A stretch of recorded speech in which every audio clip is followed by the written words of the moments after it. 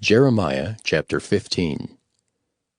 Then said the Lord unto me, Though Moses and Samuel stood before me, yet my mind could not be toward this people.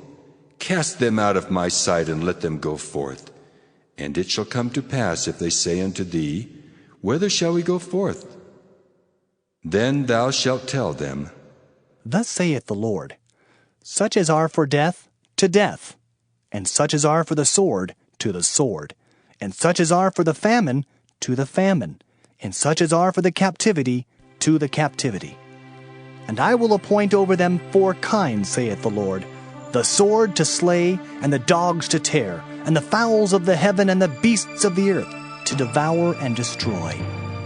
And I will cause them to be removed into all kingdoms of the earth, because of Manasseh the son of Hezekiah king of Judah, for that which he did in Jerusalem.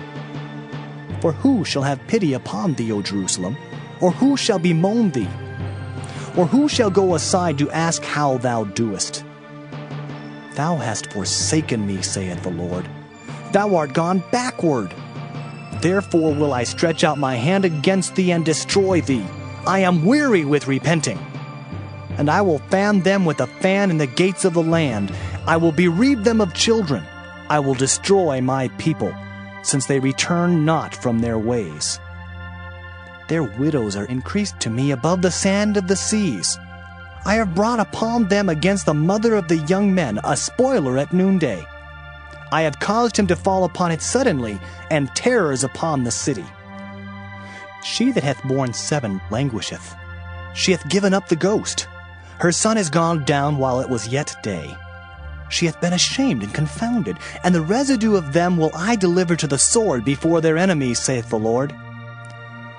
Woe is me, my mother, that thou hast borne me, a man of strife, and a man of contention to the whole earth.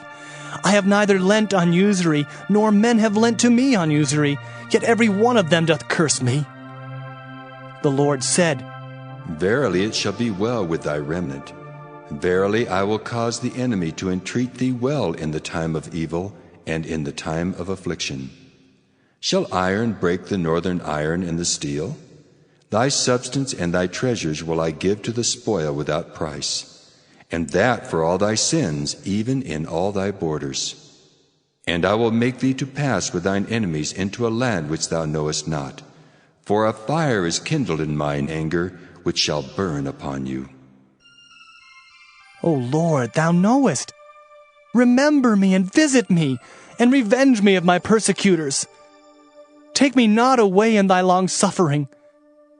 Know that for thy sake I have suffered rebuke. Thy words were found, and I did eat them. And thy word was unto me the joy and rejoicing of mine heart, for I am called by thy name, O Lord God of hosts. I sat not in the assembly of the mockers, nor rejoiced. I sat alone because of thy hand, for thou hast filled me with indignation. Why is my pain perpetual, and my wound incurable, which refuseth to be healed? Wilt thou be altogether unto me as a liar, and as waters that fail? Therefore, thus saith the Lord, If thou return, then will I bring thee again, and thou shalt stand before me. And if thou take forth the precious from the vial, thou shalt be as my mouth. Let them return unto thee, but return not thou unto them.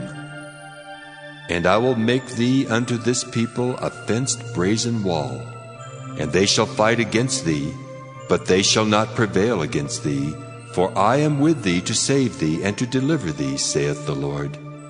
And I will deliver thee out of the hand of the wicked, and I will redeem thee out of the hand of the terrible.